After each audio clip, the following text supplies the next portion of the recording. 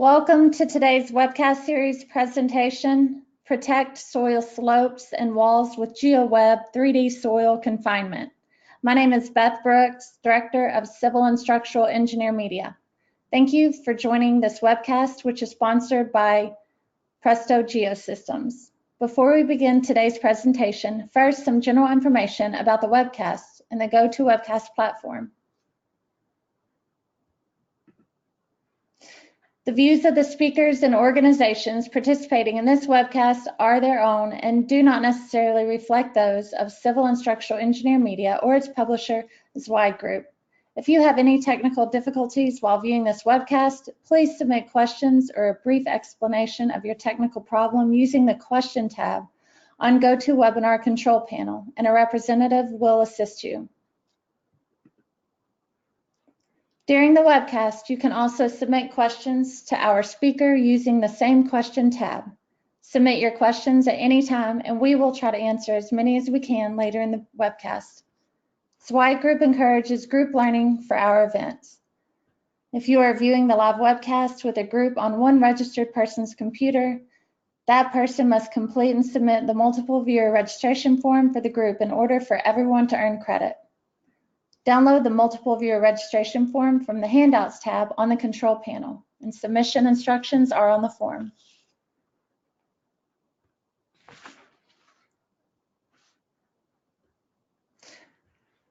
Today's presenter is Sam Justice. Sam is a civil engineer responsible for overseeing project evaluations, managing the engineering activities of GEOSYSTEMs worldwide partners, and coordinating research and development. She has experience specializing in water resources, stormwater management, and rock soil stabilization. Sam holds a geotechnical engineering degree from the University of Michigan and a geological engineering graduate degree from Michigan Technological University, and is a registered professional engineer. She provides technical and project-specific support to consultants, contractors, and distributors for all of the GEOSYSTEMs product and application areas. And I'm going to hand it over to Sam.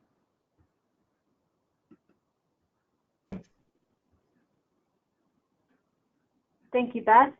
Welcome, everyone. Going to try and get the screen over to my, there we go.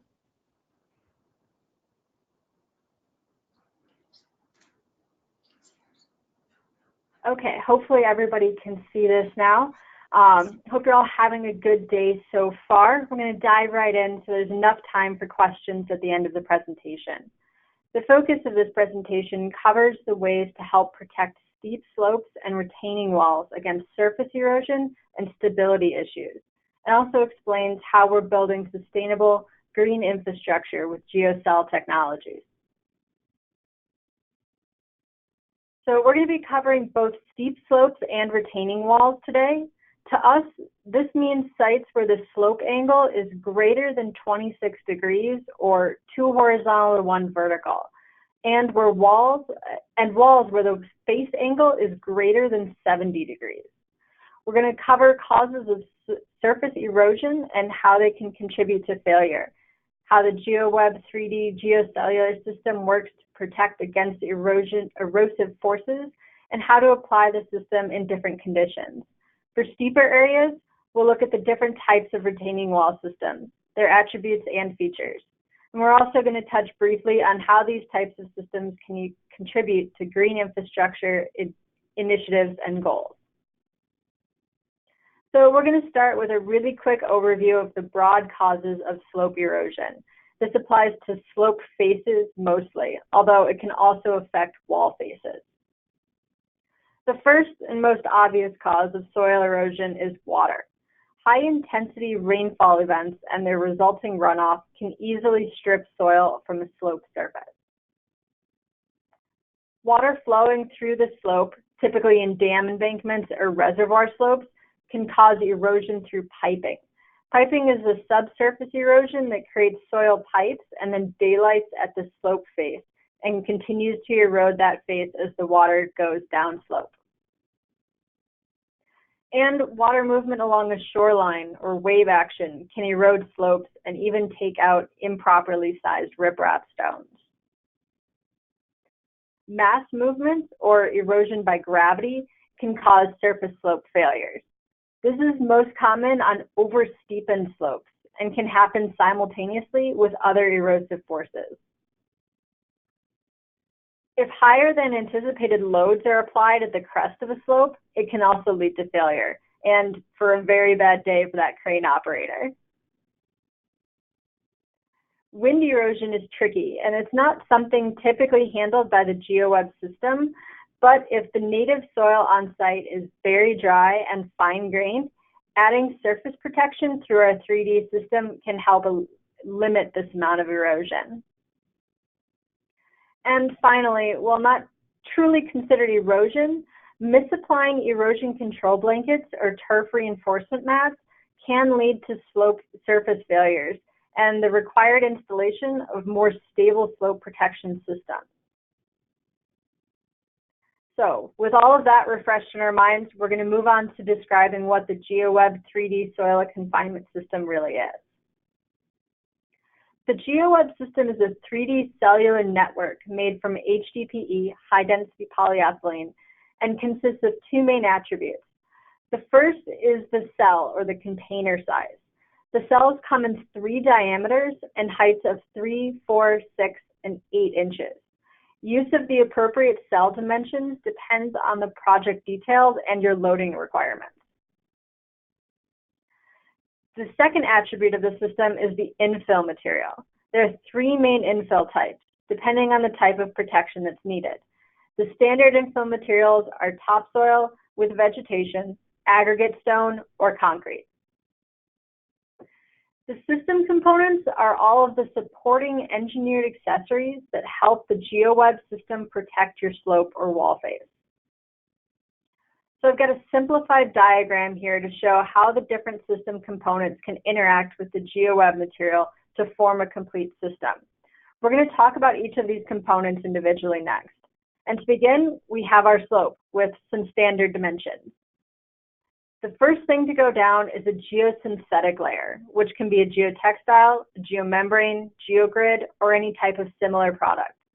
Unless you are capping a slope or have extremely unusual circumstances, a standard non-woven geotextile is the typical underlayment.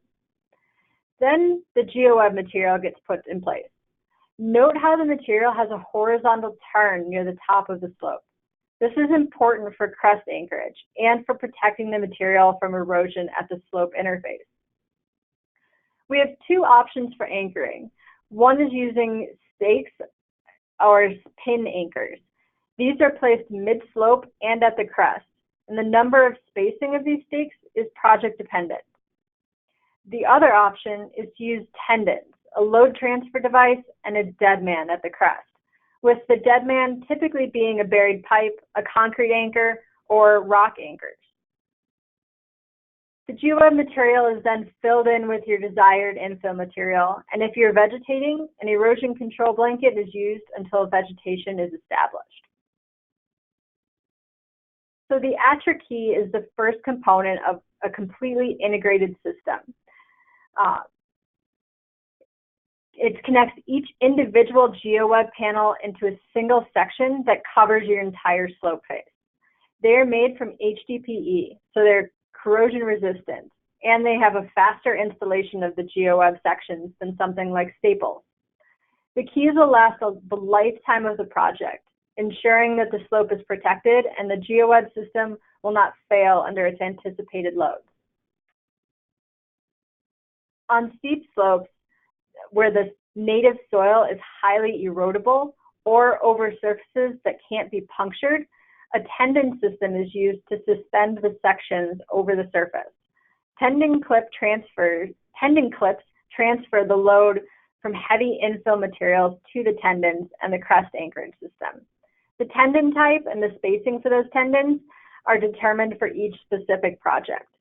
Factors for the spacing of the tendons can include the slope angle and the slope length, plus the weight of the infill material.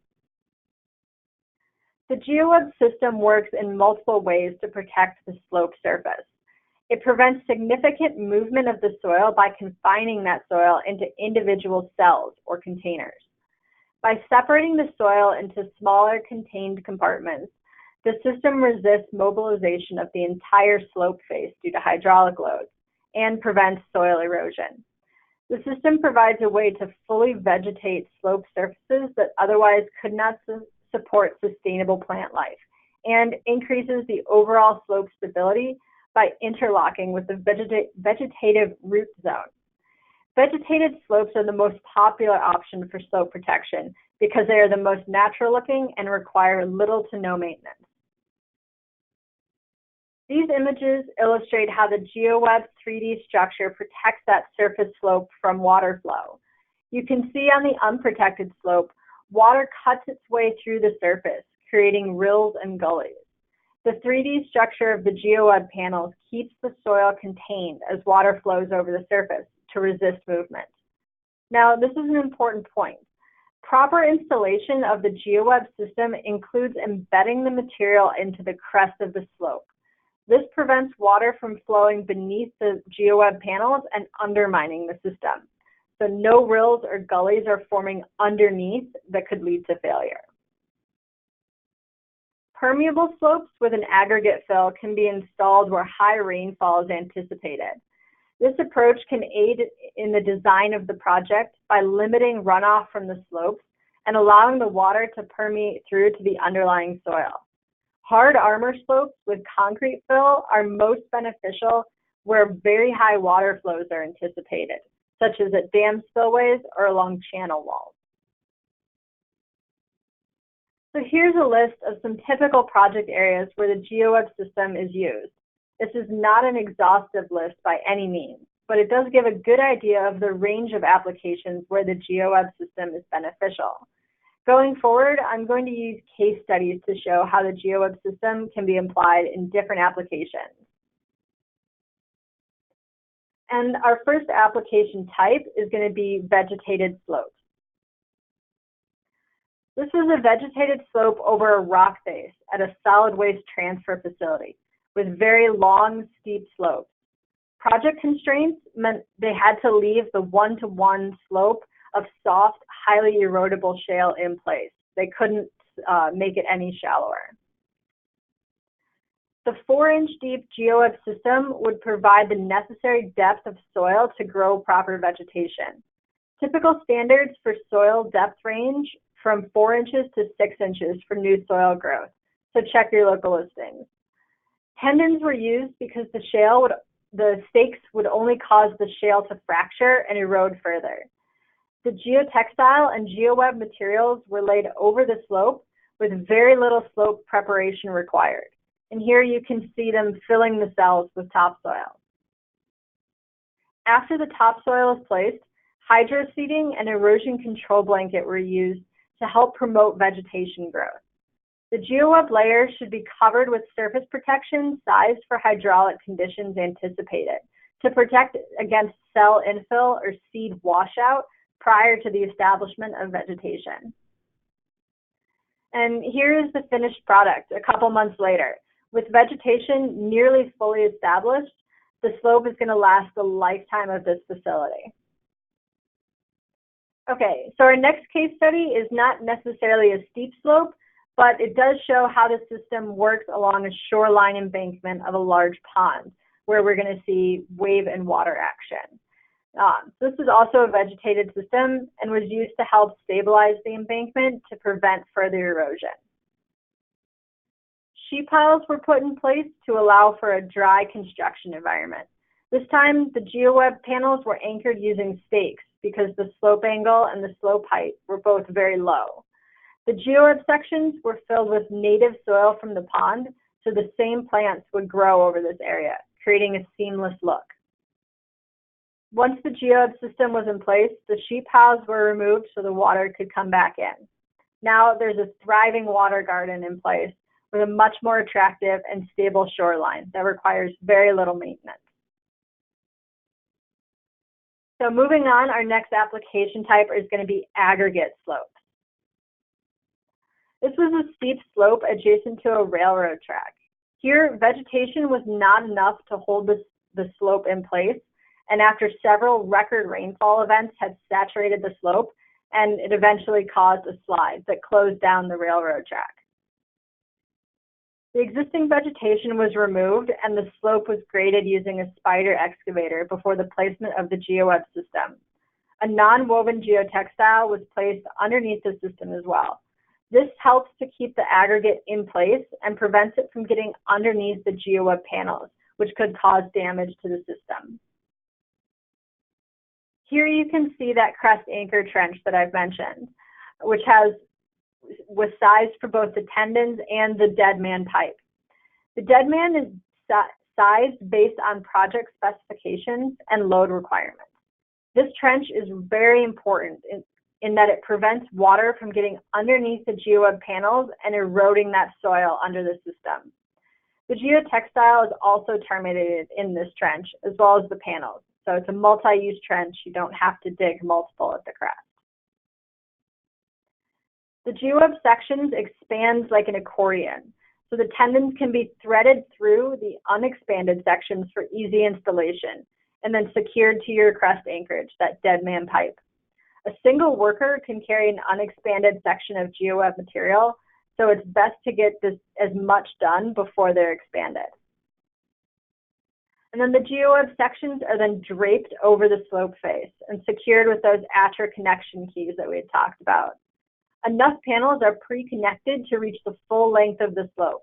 And we do recommend pre-connecting the sections for the length of the slope so that you limit the amount of difficult slope side work that you see this guy doing. And once the side-by-side connections were made, all of the panels were laid over the slope. And this connects all of the panels to create a single contiguous slope protection system. With a shallower slope, the crewman could walk on it to connect those sections, but in this case, a man lift was required. And Presto always recommends that the panels be filled from the top of the slope to the bottom. This ensures that there's not an undue amount of weight pulling at the bottom of the panels, which could cause damage to the system. And here's our final solution, the permeable aggregate slope that requires no maintenance. It's perfectly all right to be able to see the GEOWEB cells, as you can see here. It's not going to affect the system performance. The permeable aggregate reduces water runoff and eliminates the potential for fallen vegetation on the track. And our last main application type is going to review concrete filled slopes. This was a project at the McCook Quarry Flood Reservoir just outside of Chicago. It's a massive reservoir that was about 300 feet deep and approximately 1.5 miles in diameter. The 100-foot slopes above the quarry face were required to be stable at a 2-to-1 horizontal with a hard armor material to prevent erosion and limit maintenance. A major challenge was installing any erosion control solution on the steep slopes with a 300-foot drop at the bottom.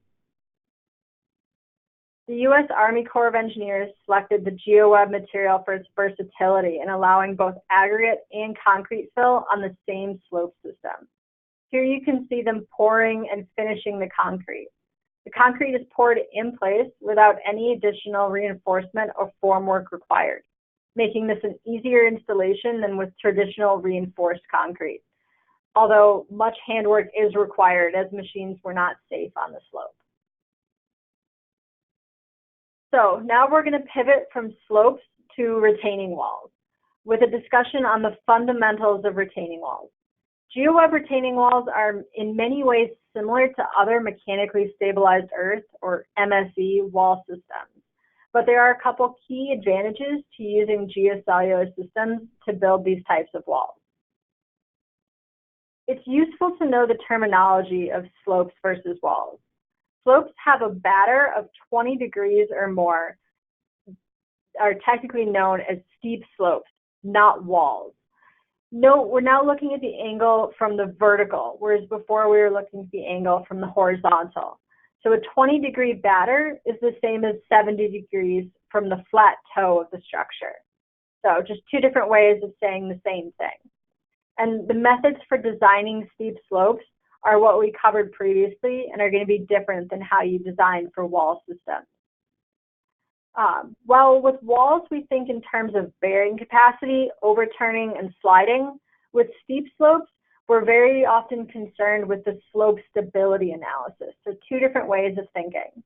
And we're going to talk later about the GeoWeb MSE software and how that can be used to design both slopes and walls. Steep slopes are an attractive earth retention solution for a number of reasons.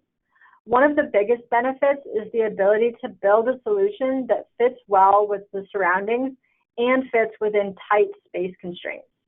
Here you can see a steep embankment that had erosion issues caused by sheet flow runoff from this railway.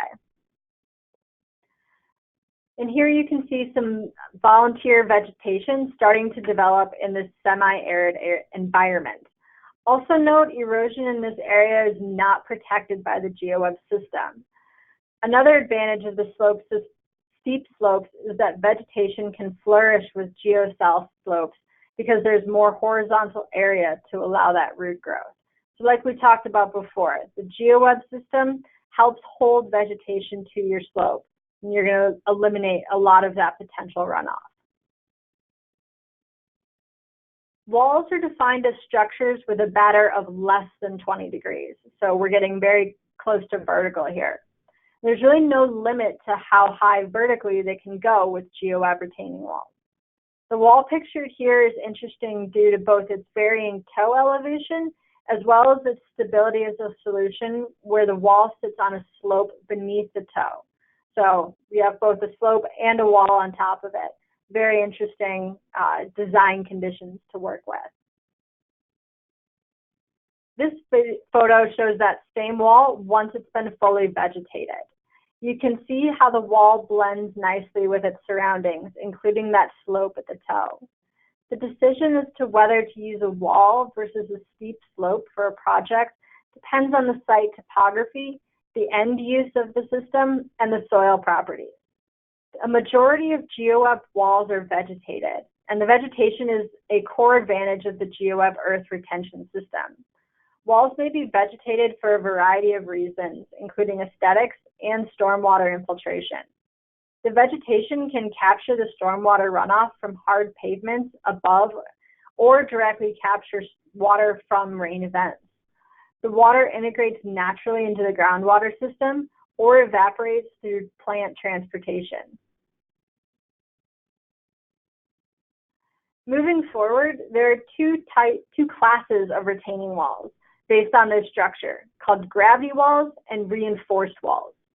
Gravity walls do not require geogrid reinforcement.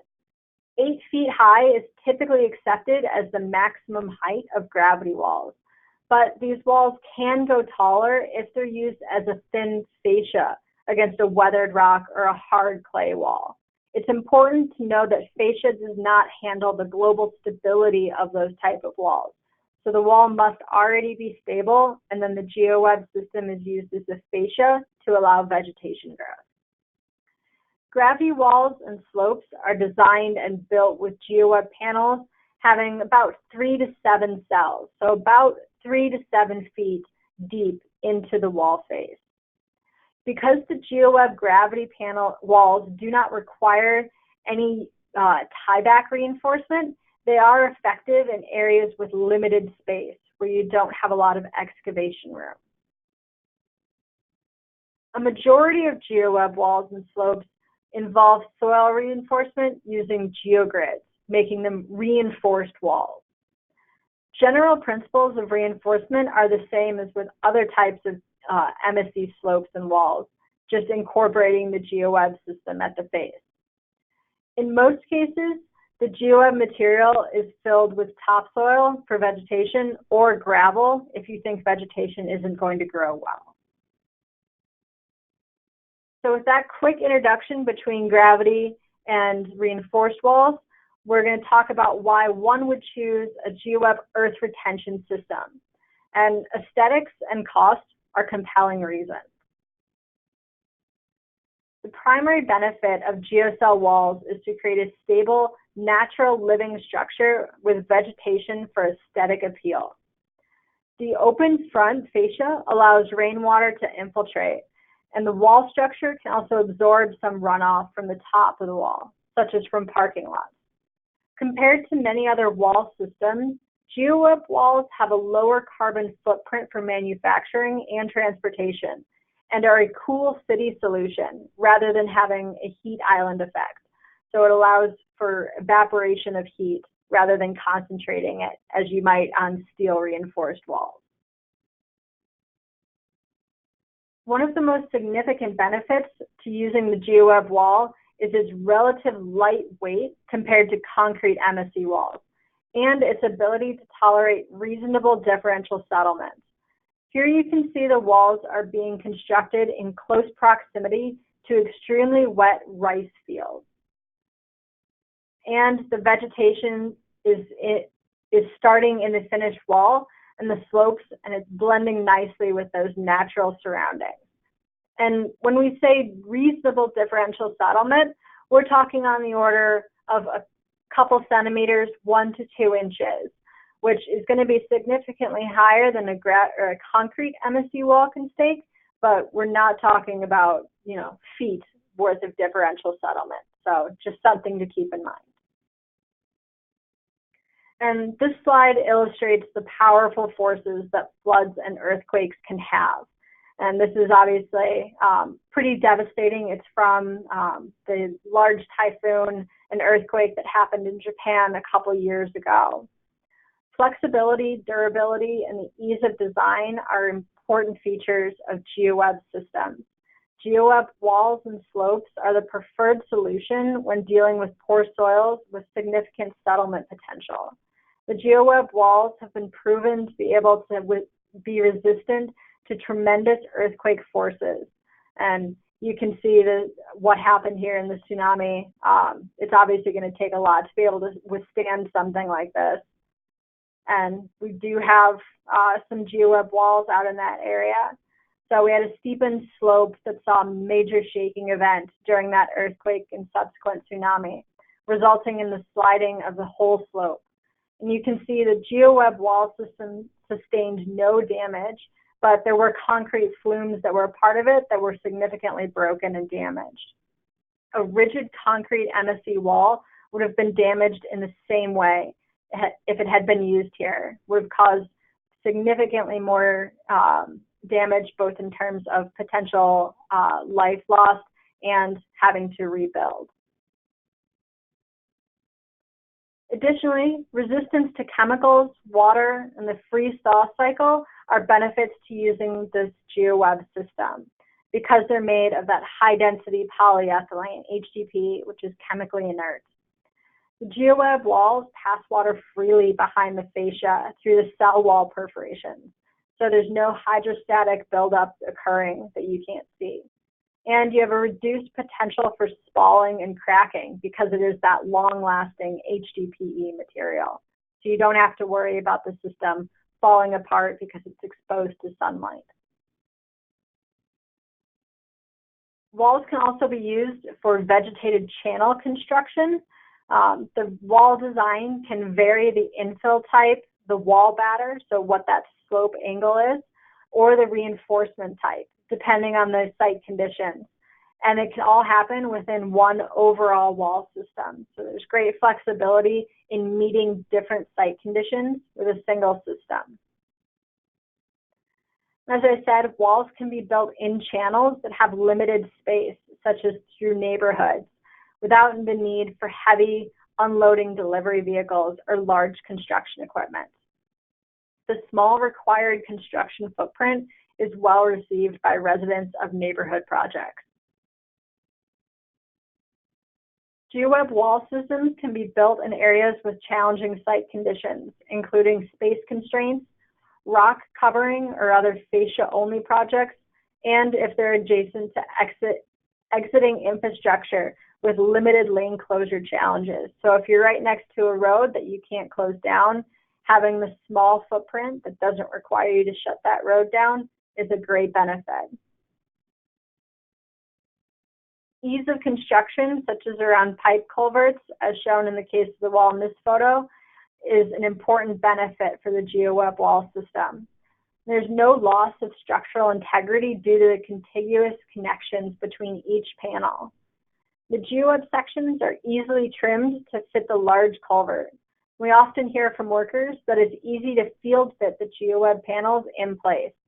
Additionally, you can have vertical sonotubes, as also seen in this photo, go down through the system. And again, easy to field fit the GEOWEB panels around each of these existing or new structures.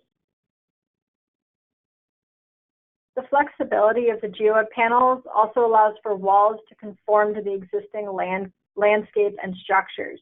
So it can go around curves, can handle pretty tight curves around roads or other structures that you need to get around. And the last section we're going to cover today focuses more on the benefits of building green walls, why you want to build them, and how they can contribute to low environmental impact goals. I'd like to show you two interesting GEOWEB wall projects that we've done recently. Vegetated walls offer natural aesthetics and other benefits compared to things like concrete MSE walls. This was a flood barrier wall for a reconstructed levee in Indianapolis, Indiana. The GEOWEB levee allowed the city to maintain the levee elevation by opening up the creek's water capacity running along the base of the wall. The bottom of the wall is exposed to intermittent water flow and isn't negatively impacted as concrete would have been. And we also have a project in the Moreland Hills area of Ohio, which was faced with having to retain soils in a very problematic soft soil area. But the piling systems that they had looked at were very expensive, and they wanted to maintain a more natural looking environment. Concrete and modular block walls, such as gabion walls, were considered, but ultimately this area chose to go with a vegetated geocell wall for its natural aesthetics and its overall lower cost system. And here you can see the wall structure is constructed with a slight setback to allow for topsoil fill and vegetation growth.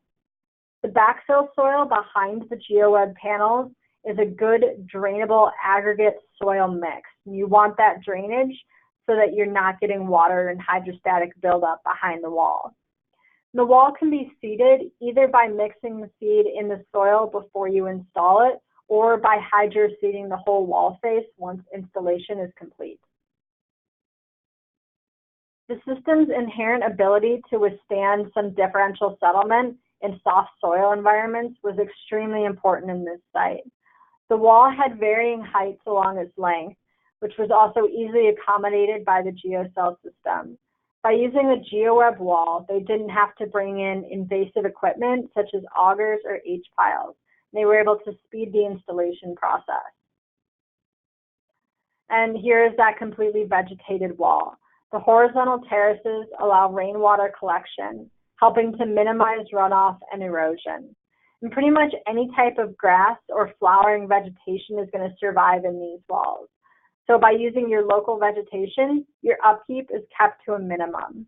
It is important to know that you don't want to install large trees or bushes in these type of systems because the roots and the trunks of those larger trees have the potential to damage the system. So you want to stick with grass and flowers. You don't want to go into larger types of vegetation.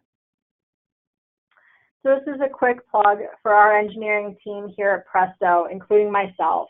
We do work closely with all of the landscape designers and engineers, offering a free project evaluation service for each slope or wall project. So we'll analyze your site-specific data and offer a recommendation that meets your project needs. So a lot of what I've said today is very general, and knowing your site-specific data, including your soil data, what type of loading you may have if you have a roadway or a parking lot above your wall, and whether or not you need vegetation, stone, or concrete infill are all going to change how exactly you would install this system. We offer this free service because we want to get you the right service, the right system for your site so that you don't have to keep coming back and doing maintenance, whether it was with our system or with another. So it is something that we do offer. Like I said, I'm part of that engineering team. So it's a good service. We've had a lot of good good work come out of it. But that's my presentation. We've made it to the end.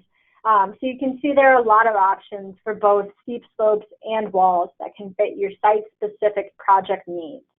The GEOWEB system can be used to protect and vegetate a wide variety of site conditions, all the way from a flat system along a shoreline to an incredibly steep wall next to a road. And thank you everybody for participating in this presentation. I really appreciate it. I know CNS Magazine does as well. We look forward to working with you on a future project. So my contact information is going to stay up here on the screen while we go through questions. I'm going to go through questions that people have typed in the window initially, but I know we have a little bit of time left, so feel free to add more questions as you think of them. So let's see what people may have said.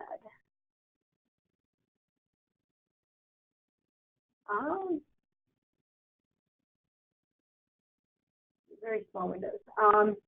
So can the geocell be installed for erosion control on steep slopes between 50 and 60 degrees? So yes, if we think a standard slope is going to be a 45 degrees, 1-to-1, that's a pretty steep slope that a lot of people have. But you also don't want to go as steep as a wall. You don't want to get to that 70 degrees. So you're in that sort of in between 50 to 60 degree. Yes, we can do either option. You can do it either as the slope protection system, where you have that single layer of the GEOWEB panels sitting on top of that slope face, or you can build it as a stacked wall. Both work. It is going to depend on what your project needs, how much space you have, and what type of infill you're going to choose. But yes, you can do either system on that kind of in-between area for very steep slopes greater than a 1-to-1. So our next question is, can the GEOWEB system be used as an alternate to a gravel drive or road? Yes, so this is something we didn't necessarily cover today, but if you go to the handout section, there's a PDF that's called the GEOWEB Overview. And that's our more general overview of all of the different application types that we do have. And one of them is to use the GEOWEB system as your load support. So it can be a gravel road that you can drive on. So you can replace a driveway, a road system with that. We can handle up to highway rated loading, so AASHTO H20 loading. And you can use either a sand, a stone, or concrete infill for that type of load. So like I said, we didn't cover it much today, but it is absolutely an application type that we can use. And if you have any questions about it, feel free to reach out to me directly. Okay, our next question, can these systems be installed in earthquake regions? So yes, definitely can be installed in earthquake regions. We do have a piece of software that incorporates the GEOWEB system, and you can include earthquake loading. So whatever your regional specific loading requirements are, we can include those to show that it is going to handle that earthquake loading. And again, the flexibility of the system really shines in earthquake scenarios where you're getting a lot of that movement, a lot of differential settlement. Concrete is going to crack, the GEOWEB system is going to flex. So you're not going to have a lot of that significant damage that you might otherwise.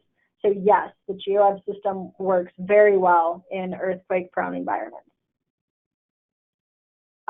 Next question is, do you have to weed out volunteer tree saplings from the GEOWEB walls due to concerns that this tree is damaging the walls?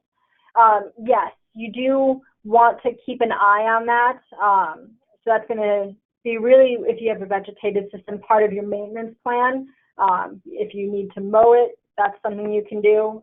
But you do want to watch out for any sort of volunteer saplings that might establish themselves within the system.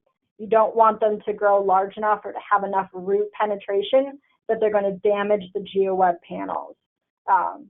The GEOWEB cells, each container, is approximately 12 inches in diameter. So that's about the space you have for a trunk before it gets too large as it starts ripping those panels open. You don't want it to get to that point. So that's just something to keep in mind if you're starting to see volunteer vegetation that's going to get larger than those individual containers. You're going to want to take care of that. So next question is, for a typical GeoGrid MSE wall, what are the base width requirements? Empirically considered is 0.6 to 0.7 times the height of the wall. Is there empirical relation for the base? So yes, so it's talking about the GeoGrid tieback anchor length based on the height of the wall. It's going to be the same for a GeoWeb MSE wall as it would be for another traditional MSE wall type. So it's going to be that 0.6 to 0.7.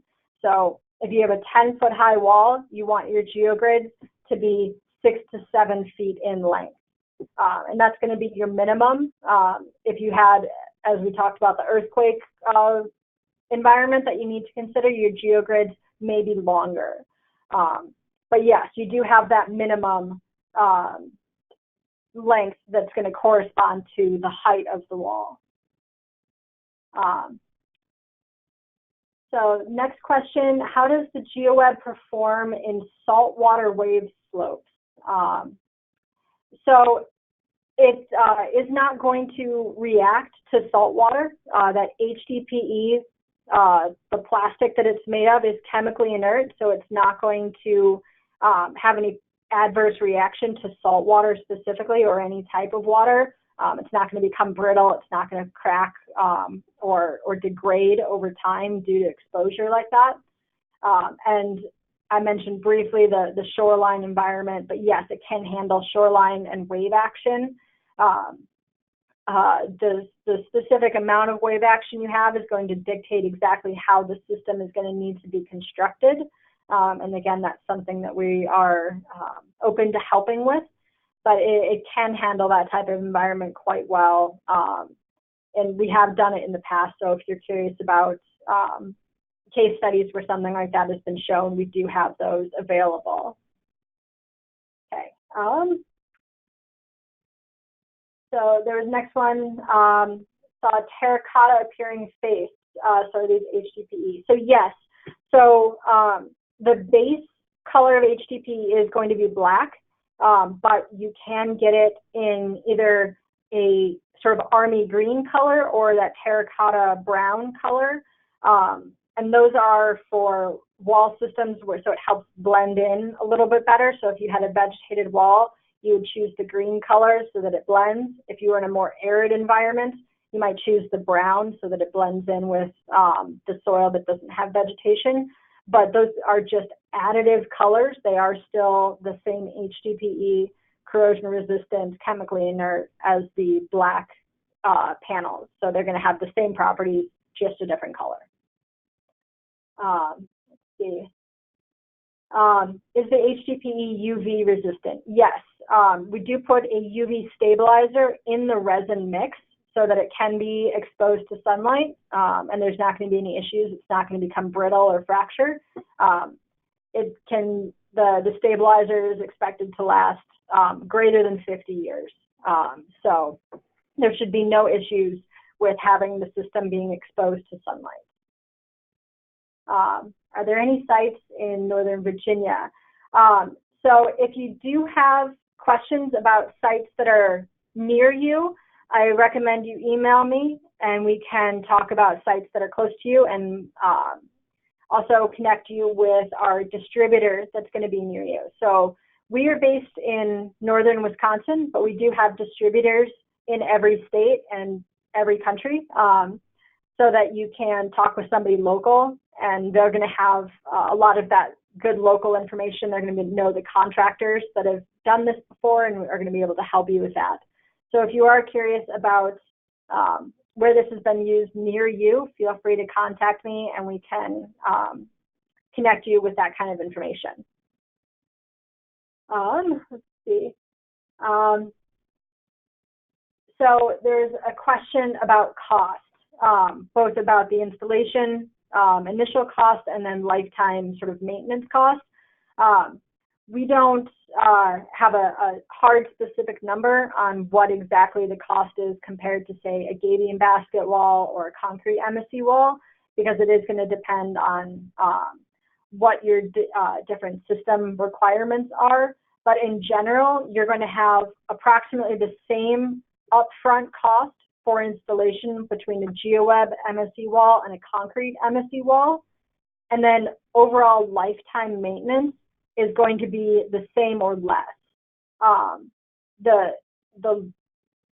amount of maintenance that you have to do is going to be kind of up to you. If you have vegetation that you want to maintain and have a very specific look, you're going to need to include that into your landscaping maintenance plans.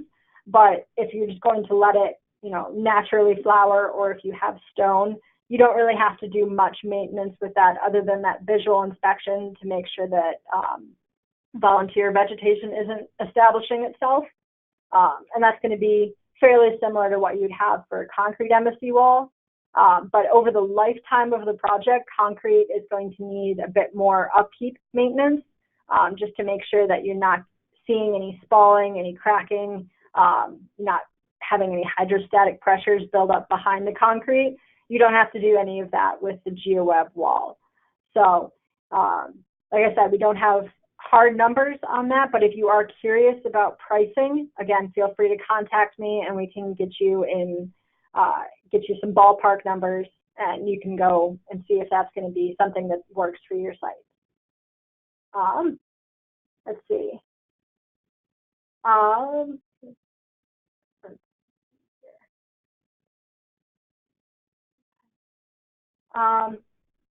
Are there design guides available? Yes, we do have some technical manuals, installation guides, some videos, some sample CAD details available on our website.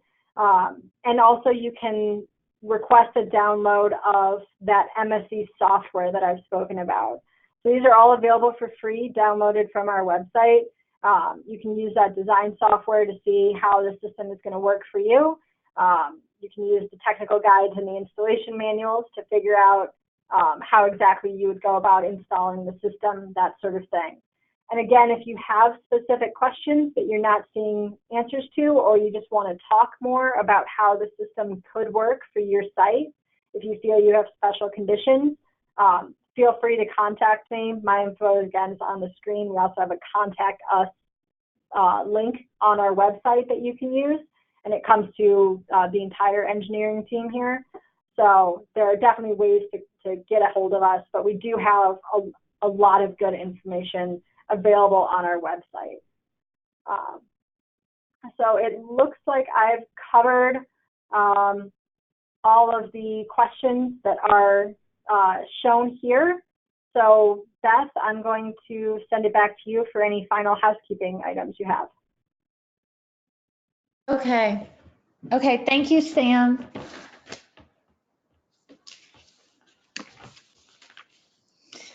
So let's see if you can see my screen.